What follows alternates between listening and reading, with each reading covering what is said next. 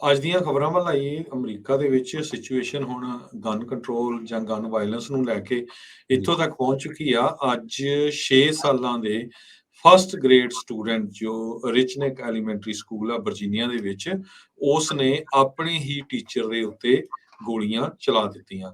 30 ਸਾਲਾਂ ਦਾ ਜਿਹੜਾ ਟੀਚਰ ਆ, ਉਹ ਇਸ ਵੇਲੇ ਲਾਈਫ ਥ੍ਰੈਟਨਿੰਗ ਇੰਜਰੀਜ਼ ਦੇ ਨਾਲ ਆਪਣੀ ਜ਼ਿੰਦਗੀ ਲਈ ਲੜ ਰਿਹਾ ਹੈਗਾ ਆ ਇੱਕ ਹਸਪਤਾਲ ਦੇ ਵਿੱਚ। ਪੁਲਿਸ ਚੀਫ ਸਟੀਵ ਡ੍ਰਿਊ ਉਹਨਾਂ ਨੇ ਕਨਫਰਮ ਕੀਤਾ ਗੋਲੀ ਚਲਾਉਣ ਵਾਲਾ 6 ਸਾਲਾਂ ਦਾ ਪਹਿਲੇ ਗ੍ਰੇਡ ਦਾ ਸਟੂਡੈਂਟ ਸੀਗਾ, ਜਿਸ ਨੇ 5:30 ਦੇ ਉੱਤੇ ਵਰਜੀਨੀਆ ਦੇ ਵਿੱਚ ਗੋਲੀ ਚਲਾ ਦਿੱਤੀ। ਕਿਸੇ ਤਰ੍ਹਾਂ ਦਾ ਵੀ ਕੋਈ ਸਟੂਡੈਂਟ ਹੋਰ ਫੱਟੜ ਵਗੈਰਾ ਨਹੀਂ ਹੋਇਆ ਤੇ ਸ਼ੈਰਿਫ ਪੁਲਿਸ ਇਮੀਡੀਏਟਲੀ ਉਸ ਸਕੂਲ ਦੇ ਵਿੱਚ ਐਂਟਰ ਕਰ ਗਈ ਤੇ ਸਾਰੇ ਹੀ ਬੱਚਿਆਂ ਨੂੰ ਤੇ ਹੋਰ ਜਿਹੜੇ ਸਕੂਲ ਦੇ ਟੀਚਰ ਸੀ ਉਹਨਾਂ ਨੂੰ ਬਾਹਰ ਕੱਢ ਲਿਆ ਗਿਆ। ਨਿਊਪੋਰਟ ਦੇ ਮੇਅਰ ਫਿਲਿਪ ਜੋਨਸ ਨੇ ਇਹ ਕਿਹਾ ਕਿ ਇੱਕ ਬਹੁਤ ਲੰਮਾ ਦਿਨ ਸੀਗਾ ਨਿਊਪੋਰਟ ਜੋ ਟਾਊਨ ਆ ਉਹਦੇ ਸੰਬੰਧ ਦੇ ਵਿੱਚ, ਤੇ ਅਸੀਂ ਮੇਕ ਸ਼ੋਰ ਕਰਾਂਗੇ ਵੀ ਹਰ ਇੱਕ ਬੰਦਾ ਜਿਹੜਾ ਆ ਉਹ ਸੇਫ ਰਹੇ।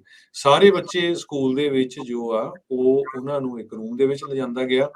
ਟੀਚਰਸ ਉਸ ਨੂੰ ਐਸਕੌਰਟ ਕਰਕੇ ਉਹਨਾਂ ਨੂੰ ਜਿਮਨੇਜ਼ੀਅਮ ਜੋ ਆ ਉੱਥੇ ਲੈ ਗਏ। ਸੋ ਜਿਸ ਟੀਚਰ ਦੇ ਗੋਲੀ ਲੱਗੀ ਆ ਉਹ ਕਾਫੀ ਇਸ ਟਾਈਮ ਦੇ ਉੱਤੇ ਸੀਰੀਅਸ ਹੈਗਾ। ਨਿਊਪੋਰਟ ਨਿਊਜ਼ ਦੇ ਮੁਤਾਬਕ ਵਰਜੀਨੀਆ ਦਾ ਇਹ ਜਿਹੜਾ ਟਾਊਨ ਹੈਗਾ ਆ, ਇਹਦੀ ਜੀ, 1,85,000 ਦੇ ਕਰੀਬ ਪੋਪੂਲੇਸ਼ਨ ਹੈਗੀ ਆ। ਰਿਚਨਿਕ ਸਕੂਲ ਦੇ ਵਿੱਚ 550 ਦੇ ਕਰੀਬ ਬੱਚੇ ਪੜ੍ਹਦੇ ਹੈਗੇ ਆ।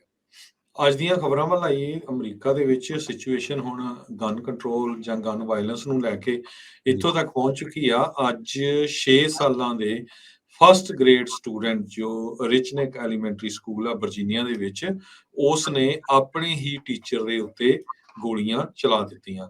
30 ਸਾਲਾਂ ਦਾ ਜਿਹੜਾ ਟੀਚਰ ਆ ਉਹ ਇਸ ਵੇਲੇ ਲਾਈਫ ਥ੍ਰੈਟਨਿੰਗ ਇੰਜਰੀਜ਼ ਦੇ ਨਾਲ ਆਪਣੀ ਜ਼ਿੰਦਗੀ ਲਈ ਲੜ ਰਿਹਾ ਹੈਗਾ ਆ ਇੱਕ ਹਸਪਤਾਲ ਦੇ ਵਿੱਚ। ਪੁਲਿਸ ਚੀਫ ਸਟੀਵ ਡ੍ਰਿਊ ਉਹਨਾਂ ਨੇ ਕਨਫਰਮ ਕੀਤਾ ਗੋਲੀ ਚਲਾਉਣ ਵਾਲਾ 6 ਸਾਲਾਂ ਦਾ ਪਹਿਲੇ ਗ੍ਰੇਡ ਦਾ ਸਟੂਡੈਂਟ ਸੀਗਾ, ਜਿਸ ਨੇ 5:30 ਦੇ ਉੱਤੇ ਵਰਜੀਨੀਆ ਦੇ ਵਿੱਚ ਗੋਲੀ ਚਲਾ ਦਿੱਤੀ। ਕਿਸੇ ਤਰ੍ਹਾਂ ਦਾ ਵੀ ਕੋਈ ਸਟੂਡੈਂਟ ਹੋਰ ਫੱਟੜ ਵਗੈਰਾ ਨਹੀਂ ਹੋਇਆ ਤੇ ਸ਼ੈਰਿਫ ਪੁਲਿਸ ਇਮੀਡੀਏਟਲੀ ਉਸ ਸਕੂਲ ਦੇ ਵਿੱਚ ਐਂਟਰ ਕਰ ਗਈ ਤੇ ਸਾਰੇ ਹੀ ਬੱਚਿਆਂ ਨੂੰ ਤੇ ਹੋਰ ਜਿਹੜੇ ਸਕੂਲ ਦੇ ਟੀਚਰ ਸੀ ਉਹਨਾਂ ਨੂੰ ਬਾਹਰ ਕੱਢ ਲਿਆ ਗਿਆ। ਨਿਊਪੋਰਟ ਦੇ ਮੇਅਰ ਫਿਲਿਪ ਜੋਨਸ ਨੇ ਇਹ ਕਿਹਾ ਕਿ ਇੱਕ ਬਹੁਤ ਲੰਮਾ ਦਿਨ ਸੀਗਾ ਨਿਊਪੋਰਟ ਜੋ ਟਾਊਨ ਆ ਉਹਦੇ ਸੰਬੰਧ ਦੇ ਵਿੱਚ, ਤੇ ਅਸੀਂ ਮੇਕ ਸ਼ੋਰ ਕਰਾਂਗੇ ਵੀ ਹਰ ਇੱਕ ਬੰਦਾ ਜਿਹੜਾ ਆ ਉਹ ਸੇਫ ਰਹੇ।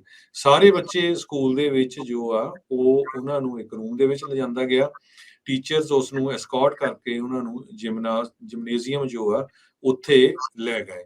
ਸੋ ਜਿਸ ਟੀਚਰ ਦੇ ਗੋਲੀ ਲੱਗੀ ਆ ਉਹ ਕਾਫੀ ਇਸ ਟਾਈਮ ਦੇ ਉੱਤੇ ਸੀਰੀਅਸ ਹੈਗਾ। ਨਿਊਪੋਰਟ ਨਿਊਜ਼ ਦੇ ਮੁਤਾਬਕ ਵਰਜੀਨੀਆ ਦਾ ਇਹ ਜਿਹੜਾ ਟਾਊਨ ਹੈਗਾ ਆ, ਇਹਦੀ ਜੀ। 1,85,000 ਦੇ ਕਰੀਬ ਪੋਪੂਲੇਸ਼ਨ ਹੈਗੀ ਆ। ਰਿਚਨਿਕ ਸਕੂਲ ਦੇ ਵਿੱਚ 550 ਦੇ ਕਰੀਬ ਬੱਚੇ ਪੜ੍ਹਦੇ ਹੈਗੇ ਆ।